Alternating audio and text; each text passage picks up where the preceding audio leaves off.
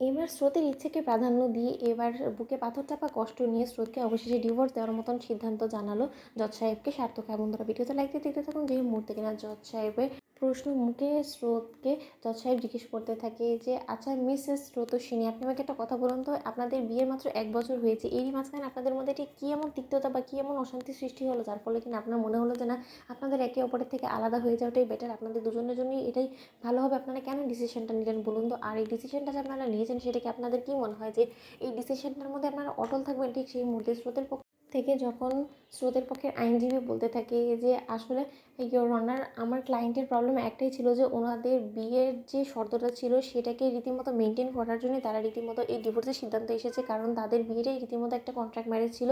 তারা এই বিয়েটা করতে রাজি হয়েছিল শুধুমাত্র তাদের বাবার ইচ্ছে রাখার জন্য, এবং তাদের বাবার জীবনটা যথেষ্ট পরিমাণে ঝুঁকির মুখে ছিল বিধায় তারা এরকম একটা সিদ্ধান্ত নিতে বাধ্য হয়েছিল। এবার সেই সিচুয়েশনটা যখন সামনে নিয়েছে তারা এখন ভেবেছে যে না, এখন যেহেতু সিচুয়েশন অনেকটা সামনে গিয়েছে, এবার অন্তত নিজেদের মতো করে নিজেদের পথটা বেছে নেওয়াটাই বেটার, এবং তার জন্য ওরা এখন এই ডিভোর্সটা চাচ্ছে। অন্যদিকে কথা বলা মাত্রই যখন জজ সাহেব সার্থককে বলতে থাকে যে আপনি কি চান, আপনি কি সত্যি ডিভোর্সটা চান? আপনার কি মনে হয় যে ওনার সাথে আপনার কোনো মতেই মনিবনা হচ্ছে না, আপনিও কি ডিভোর্সটা চান? ঠিক সেই মুহূর্তে স্রোতের পক্ষ থেকে কোনো রকম কোনো সারা শব্দ না পাওয়ার ফলে সার্থক বলতে থাকে যে স্রোত, তোমার এই চুপ থাকাটাই আমাকে সব কথা বুঝিয়ে দিচ্ছে। তোমার পক্ষে অ্যাডভোকেট যে কথাগুলো বলছে তার মানে আমি সেটাকে সত্য বলে ধরে নিব, এবং আমি ধরে নিতে পারি রীতিমতো এটাই যে তোমার মুখের কথাগুলি তোমার পক্ষের আইনজীবী বলে দিচ্ছে, তার মানে তো তোমার আমার প্রতি কোনো রকম কোনো দুর্বলতাও নেই, এবং তুমি কোনোদিন আমাকে ভালোবাসোনি, এবং তুমি মন থেকে কোনোদিনও আমার সাথে সংসারটাকে অবধি করতে চাওনি। আমি আসলে বোকা ছিলাম যে কিনা ভেবে নিয়েছিলাম যে হয়তোবা তুমি আমাকে ভালোবাসো পাগলের মতন, এবং তুমি আমাকে ছাড়া একদমই অসম্পূর্ণ।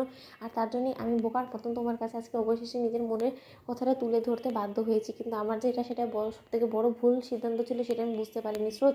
কিন্তু এই যাত্রায় তোমাকে আমি সবথেকে বেশি প্রাধান্য দেবো, এবং তোমার স্বাধীনতাটাকে আমি সবথেকে বেশি ইম্পর্টেন্স দেবো বিধায় এবার আমিও তোমাকে আমার কাছ থেকে চিরতরের জন্য মুক্তি দিয়ে দেবো। আমিও চাই না যে তুমি আমার মতন একটা মানুষের সাথে দিনের পর দিন এরকম করে অস্বস্তিকর একটা সিচুয়েশনে পড়ে সংসার করতে বাধ্য হও। অন্যদিকে সার্থক জজ সাহেবকে বলতে থাকে যে দেখুন জজ সাহেব, আমি কোনো মতেই চাই না যে আমাদের মতন একটা অস্বস্তিকর পরিস্থিতিতে পড়ে স্রোত নিজের জীবনটাকে এরকম করে চিরকালের জন্য বিষিয়ে দেখ। আমি চাই যে ও নিজের মতো করে বাঁচুক, কারণ আর যাই হোক না কেন সব মানুষেরই নিজের মতো করে নিজের স্বাধীনতাটা পাওয়ার অধিকার আছে, আর সেটা থেকে কোনো মতেই স্রোতস্বিনী আলাদা না। কারণ আমি খুব ভালো করে জানি যে আমি স্রোতস্বিনীকে কোনো মতে ভালো রাখতে পারবো না, আর আমাদের মধ্যে সেরকম কোনো কম্প্যাটেবিলিটিও নেই। অন্যদিকে সার্থকের দিকে এক দৃষ্টিতে স্রোত তাকিয়ে থাকে এবং বলতে থাকে যে কিছুক্ষণ আগে সার্থকের মধ্যে আর এখনকার সার্থকের মধ্যে আকাশ পাতাল তফাৎ হঠাৎ করে কী করে হয়ে গেল? সার্থক, তুমি এই কথাগুলো কেন বলছো?